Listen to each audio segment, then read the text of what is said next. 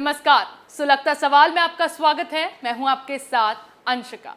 Arvind Kejriwal transfer posting मामले में supreme court के फैसले के बाद खुशी से बौखलाने लगे हैं।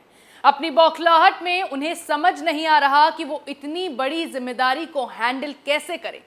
इसी कड़ी में उन्होंने औने पौने तरीकों से अधिकारियों के तबादले करने शुरू कर दिए, लेकिन उनकी चालाकी को एलजी ने पकड़ लिया और ट्रांसफर पोस्टिंग पर पेट फंस गया। अब केजरीवाल फिर से सुप्रीम कोर्ट में गिड़गिड़ाने पहुंच गए और केंद्र पर आरोप लगाने लगे। लेकिन यह पूरा खेल जैसा दिख रहा है वैसा है नहीं, क्योंकि भले ही अरविंद केजरीवाल ने आनन फानन में तबादले शुरू कर दिए हों, लेकिन सुप्रीम कोर्ट में जीत के बाद आम आदमी पार्टी ने एक बहुत बड़ा प्लान तैयार कर लिया है, जिसके जरिए केजरीवाल अपने सारे काले राज दबाने की तैयारी में जुट गए हैं। केजरीवाल के इस प्लान को लेकर तमाम सवाल सुलग रहे हैं।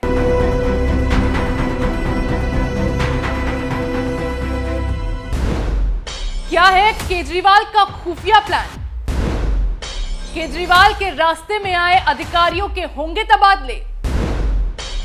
क्या अब अटकेगी शीश महल में गड़बड़ियों की जांच? सबूतों के साथ क्या आप सरकार करेगी छेड़छाड़? ट्रांसफर पोस्टिंग मामले में सुप्रीम कोर्ट का फैसला आते ही आम आदमी पार्टी ने अंदर खाने खुफिया प्लान बनाने शुरू कर दिए हैं। केजरीवाल समेत उनकी पूरी टीम ने दिल्ली में अपने काले राज दबाने की तैयारी शुरू कर दी है। इसे लेकर खुफिया तरीके से काम किया जाने लगा है और केजरीवाल टीम के सभी नेता इसे लेकर एक्टिव हो गए हैं। सभी मिलकर इस पर काम करने में जुट गए हैं। केजरीवाल जल्द से जल्द चाहते हैं कि वो अधिकारियों का तबादला कर दें। कहने को तो वो जनता के सामने दिखाना चाहते हैं कि जिन अधिकारियों ने जनता के काम रोके हुए थे उन पर अब आप सरकार कार्रवाई करेगी, यानी कि उन्हें पद से हटा दिया जाएगा। लेकिन इसकी असलियत ये है कि केजरीवाल अब उन अधिकारियों के तबादले की तैयारी कर रहे हैं जो वास्तव में उनके रास्ते का रोड़ा बने हुए थे।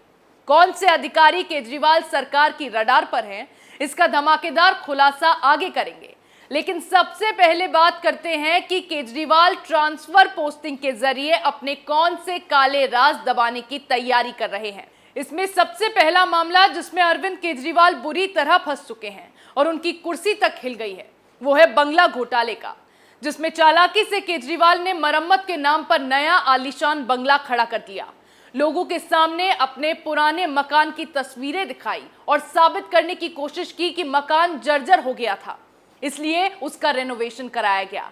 लेकिन केजरीवाल की चोरी पकड़ी गई और यह पता चला कि अरविंद केजरीवाल ने रेनोवेशन के नाम पर पुराने घर के पीछे 45 करोड़ का आलीशान बंगला बनवा के अपने पुराने घर का नामो निशान साफ करवा दिया और यह पैसा सरकारी खजाने से निकालकर केजरीवाल के शीश महल में फूका गया था।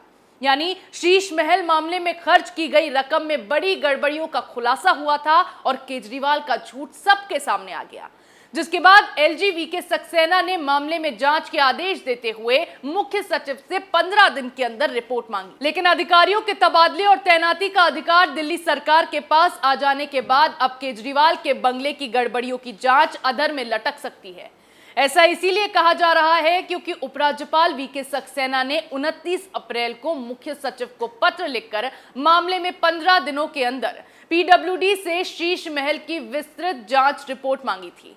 ये समय सीमा 13 मई को समाप्त हो गई, लेकिन हाल फिलहाल रिपोर्ट मिलने की कोई संभावना नजर नहीं आ रही है। ऐसा इसीलिए कहा जाने लगा है क्योंकि 2 दिन पहले सीएम आवास में हुए रेनोवेशन में हुई गड़बड़ियों को लेकर जोर शोर से काम चल रहा था। इस मामले से जुड़े सभी दस्तावेज भी मुख्य सचिव ने अपने कब्जे में ले लिए थे। 47 फाइलें ऐसी थी जिसमें केजरीवाल सरकार से जुड़े कई बड़े राज बाहर आ सकते थे। केजरीवाल ने किस चालाकी के साथ जनता के पैसों पर अपना आलीशान बंगला खड़ा किया, इसके कई सबूत मुख्य सचिव के हाथ लग गए थे। संभावना थी कि 2-3 दिन में रिपोर्ट एलजी को सौंप दी जाएगी, लेकिन सत्ता का रुख बदलते ही ये रिपोर्ट अब ठंडे बस्ते में जाती दिखाई दे रही है। इतना ही नहीं, इसी मुद्दे पर कांग्रेस नेता अजय माकन की शिकायत पर एलजी ने मुख्य सचिव से 1 सप्ताह में जो जांच रिपोर्ट मांगी थी, अब उसके मिलने की संभावना भी खत्म हो गई है, क्योंकि अब केजरीवाल सरकार के हाथ में पावर आने के बाद अगर ये जांच रिपोर्ट तैयार होती भी है तो वो लीपापोती के अलावा कुछ नहीं होगी। केजरीवाल के सारे काले कारनामों पर पर्दा डाल दिया जाएगा, क्योंकि ट्रांसफर पोस्टिंग का अधिकार दिल्ली सरकार के पास आ जाने से पीडब्ल्यूडी के अधिकारी भी अब सरकार के दबाव में हैं। ऐसे में विभाग के अधिकारी अब ऐसी कोई रिपोर्ट नहीं देना चाहते जो कल को उनके ही लिए जी का जंजाल बन जाए, क्योंकि सरकार के खिलाफ काम कर रहे छोटे बड़े सभी अधिकारियों पर केजरीवाल की नजर है। किसी एक अधिकारी ने भी सरकार के खिलाफ जरा सी हरकत की तो केजरीवाल अपने अधिकारों से उस अफसर का काम तमाम करने में जरा वक्त नहीं लगाएंगे। केजरीवाल सरकार ने अधिकारियों को खुली धमकी भी दे दी है कि अब वो अपने तरीके से दिल्ली को चलाएंगे, जिससे अधिकारियों के मन में तबादले का खौफ बैठा है। इसी का फायदा आप सरकार ने उठाना शुरू कर दिया है और अधिकारी सेवाएं विभाग के सचिव आशीष मोरे का तबादला कर केजरीवाल ने अपनी ताकत का उदाहरण भी अधिकारियों के सामने पेश किया है। इसके अलावा शीश महल के मामले में एनजीटी ने भी 3 हफ्तों में रिपोर्ट मांगी थी, क्योंकि केजरीवाल के बंगले पर बेशुमार पैसा तो अवैध तरीके से खर्च किया ही गया था। इसके अलावा यह भी सामने आया था कि इस बंगले को बनवाने के लिए कुल 28 पेड़ों को काटा गया और पर्यावरण के नियमों की अनदेखी कर केजरीवाल सरकार ने अपने मनमाने ढंग से बंगले को तैयार करवाया, जिसकी जांच के लिए एनजीटी के मामले में एंट्री हो गई। इससे केजरीवाल घबरा गए। आप सरकार में हड़कंप मच गया, क्योंकि एनजीटी ने जांच के लिए जो कमेटी बनाई थी उसे इस बात की पूरी छूट दी गई थी कि वो घर का मुआयना कर सकते हैं और संबंधित विभाग से बातचीत कर मामले में रिपोर्ट तैयार की जा सकती है, जिससे केजरीवाल डर गए। लेकिन अब जब पावर केजरीवाल सरकार के हाथों में है तो अरविंद केजरीवाल जल्द से जल्द एनजीटी के अधिकारियों की तबादले का बड़ा प्लान तैयार कर रहे हैं, जिससे एनजीटी की रिपोर्ट में भी लीपापोती की जा सके और केजरीवाल के घिनौने कांड के सारे सबूतों को मिट्टी में मिला दिया जाए, ताकि मामले में केजरीवाल पर जो भी सीबीआई जांच की तलवार लटकी है उससे दिल्ली सीएम बच जाए और केजरीवाल को क्लीन चिट मिल जाए। ट्रांसफर पोस्टिंग की पावर हाथ में आने से केजरीवाल ने एलजी के खास रहे सभी बड़े अधिकारियों के नामों की सूची बना ली है, जिनके जल्द तबादले होने की आशंका जताई जाने लगी है। इनमें गृह सचिव, सतर्कता सचिव, आबकारी आयुक्त, वित्त सचिव, पर्यावरण सचिव, डीआईपी निदेशक और सचिव सहित और भी कई बड़े अधिकारियों पर तलवार लटकी है। सूचना एवं प्रचार निदेशालय। इसके अलावा सूचना एवं प्रचार निदेशालय यानी डीआईपी के निदेशक आईएएस आरएन शर्मा पर भी गाज गिर सकती है, क्योंकि सरकारी पैसों से विज्ञापन देने के मामले में केजरीवाल सरकार पहले भी सुर्खियों में रह चुकी है। इस मामले में डीआईपी एक नोटिस जारी कर केजरीवाल की पार्टी से अन्य राज्यों में दिए गए विज्ञापनों का पैसा देने के लिए डीआईपी ने कहा था। डीआईपी का कहना था कि केजरीवाल सरकार ने नियम तोड़कर दिल्ली से बाहर विज्ञापन दिए हैं, जिसमें 163 करोड़ रुपए खर्च किया गया। डीआईपी ने इसकी भरपाई केजरीवाल की पार्टी आप से करने को कहा था। दिल्ली सरकार के मुख्य सचिव। वहीं दिल्ली सरकार के मुख्य सचिव नरेश कुमार को भी पावर मिलने के बाद बदला जा सकता है। मुख्य सचिव ही सभी अधिकारियों के प्रमुख होते हैं। हाल ही में केजरीवाल सरकार ने आरोप लगाया था कि विभागों के सचिव बिना मंत्री को बताए एलजी आदेश पर काम कर रहे हैं। इस आरोप पर मुख्य सचिव नरेश कुमार ने तुरंत तत्कालीन डिप्टी सीएम मनीष सिसोदिया के मातहत अधिकारियों को तलब कर लिया था। बजट में देरी होने पर भी केजरीवाल सरकार ने मुख्य सचिव को निशाने पर लिया था। वित्त मंत्री कैलाश गहलोत ने गृह विभाग बजट फंसने पर मुख्य सचिव को जिम्मेदार ठहराया था।